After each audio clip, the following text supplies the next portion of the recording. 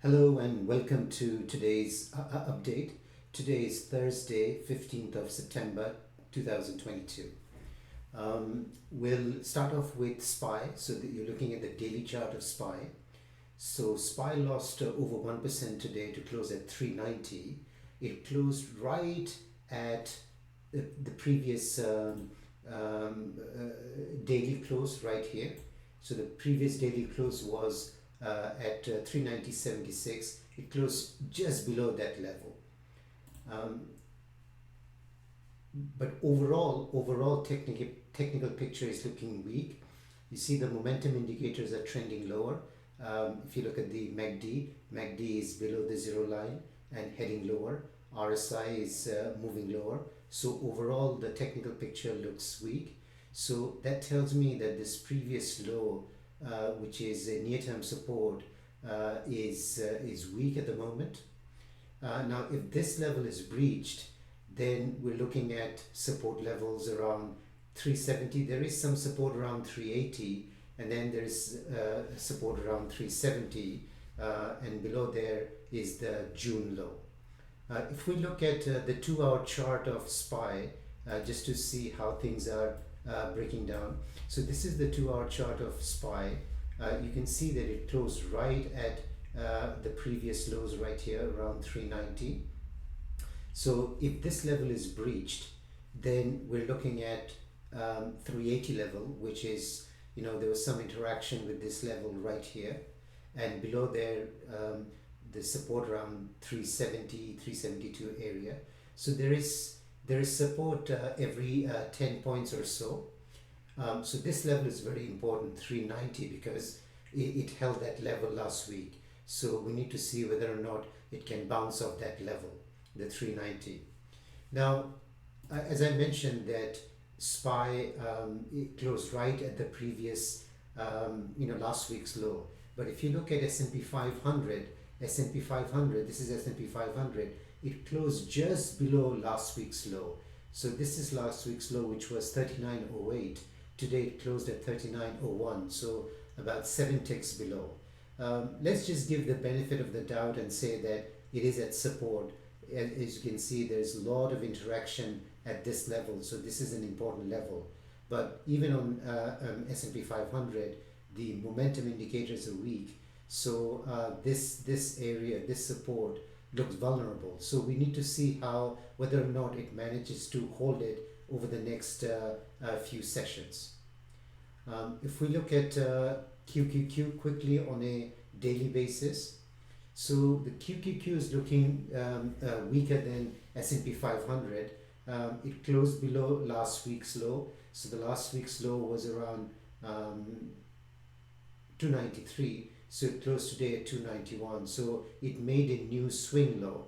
So this is looking weaker. You can see the momentum indicators, just like SPY, they're moving lower. RSI is also moving lower. So that suggests that there is risk to the downside. The support would be around this level, which is around 280, and below there it's the 270, which brings us to the mid-June lows. So overall, this is looking weak. The reason why, the reason why markets are falling is because of what's happening in the bond market. So if you look at the 2-year bond yield, so this is the yield on the 2-year bond. It rose another 6 basis points today at 385. So this is now heading towards 4%, and it's not showing any signs of pulling back. In fact, if I look at the Fed funds future projection by March of 2023, so it's around 4.4%. So which means that the market is expecting Federal Reserve to increase interest rate to around 4.5% by early next year. If I look at the 10-year bond yield, you can see the 10-year bond yield continues to rise, and it's now close to this level, the 3.5% level. I think this is an important level, because if it closes above this level, it will establish a new high, and that could put additional downside pressure on stocks. So the interest bond market, is suggesting that interest rate is not about to pull back.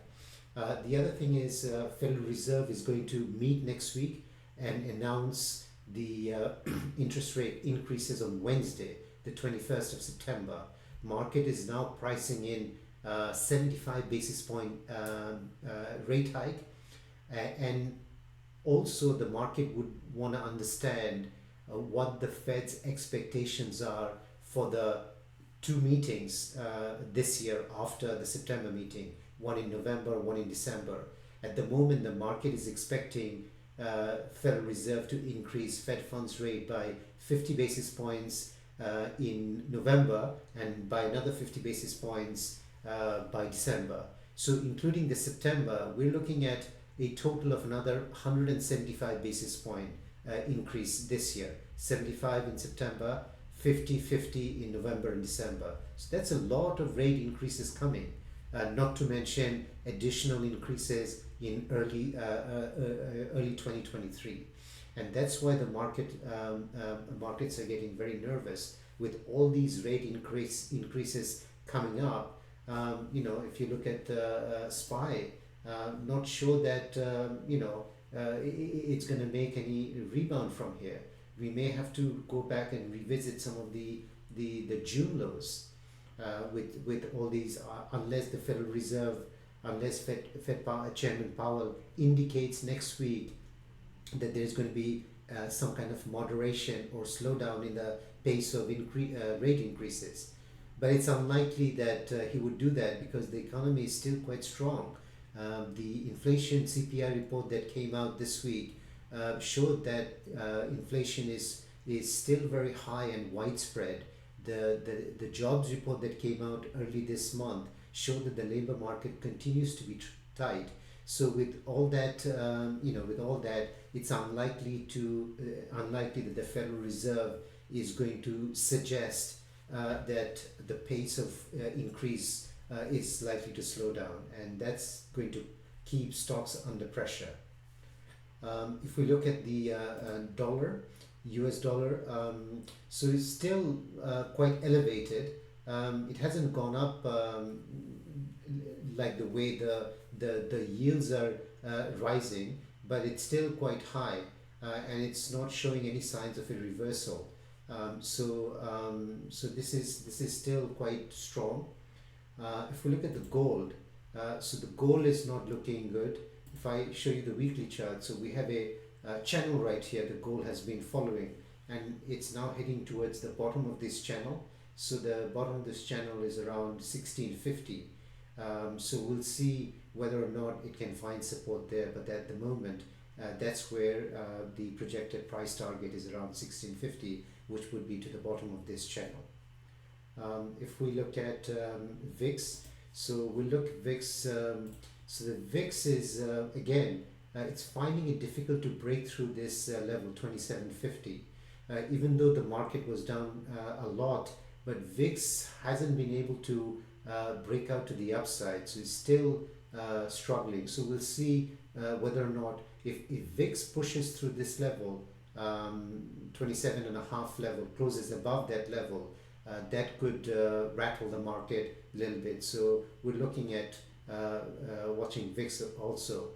The other thing that I want to bring to your attention is this HYG, which is the high yield corporate bond ETF, and that established a new swing low today. So that this is the bond market. So the bond market is suggesting that there is more weakness to come, and this is likely to and we're likely to see that weakness in the stock market. So the bond market is clearly showing that there is more weakness to come. Although SPY hasn't made new swing low, but QQQ has, which is consistent with what we are seeing in the high yield corporate bond market. Now, if we look at some of the individual sectors, there's weakness. The growth sector, I mean, there was weakness across the board, but some of the growth S&P 500 sectors, XLK established a new swing low. So we're looking at some of these lows right here, 125. Momentum indicators are quite weak. If you look at XLY, so XLY is hanging in there. It hasn't established a new swing low, but it is quite weak also. If we look at energy stocks took a beating today because oil was weak. But overall, it's still quite constructive. If we look at the semiconductor index SOXS, so it has established a new swing low. So this is looking weak. So we're looking at 337 and then 326 for support. One bright spot was the biotech sector. It was up 1.3%. It's still consolidating. It's creating a structure. It hasn't been going down. So it needs to hang in there and create this structure. If you look at the weekly basis, you'll see that it's beginning to form a base right here on a weekly time frame. As long as it doesn't close below this level, which is 80, that should be fine, but it's creating a nice structure. If we look at individual names, stocks, Apple, it's not looking very good, made a new swing low, so it closed below last week's low. So there is support around here, which is around 151, and beyond there support is around 143, but momentum indicators are quite weak. This level looks, although it has a good support, looks vulnerable. If it can hold this level, that would be great, but if this level is breached, then it may fall as low as 143. If we look at Microsoft, that's not looking good. It extended, it lost 2.71%, extended its move to the downside. Now this is the mid-June low of around 242, so that's the next area of support. If I look at the weekly chart, that's not looking very good. This is a bearish looking weekly candle. Although the week hasn't closed, unless it can mount a strong rebound tomorrow, we're gonna have a weekly weekly candle. If we look at Google, so Google continues to head lower, so we can see that it has now gone close below these support levels. So weekly basis, this is a big distribution. The weekly close is somewhere around here, so that's going to print a big weekly negative candle, so that's not looking good. If we look at let's see, Meta, this is a bearish looking weekly candle, so you've got all of these weekly candles right here. So although the week hasn't closed, but it's not looking positive at all. So unless Meta can mount a strong rebound tomorrow, it's going to print a bearish looking weekly candle. Nvidia also is not looking good. This is a weekly candle, so it's also looking like at least as of now a lower low. So unless it can make a good comeback and close above 133, it's going to print a weekly lower low. So overall, the picture is not looking all that great. We've got a Fed meeting coming up. It's unlikely that the market is going to make any significant move to the upside ahead of the Federal Reserve meeting next Wednesday, where the Fed is expected to increase interest rate by 75 basis points, and unlikely to suggest any kind of moderation in the pace at which the interest rates are going up. So it's unlikely that they're going to suggest any kind of pivot. So given that, I think the risk still remains to the downside. So we'll see how things play out tomorrow in coming session. Tomorrow we have the options expiration, so there's going to be additional volatility tomorrow. So we'll see how things play out tomorrow and early next week ahead of Federal Reserve meeting. Thank you very much for watching the video.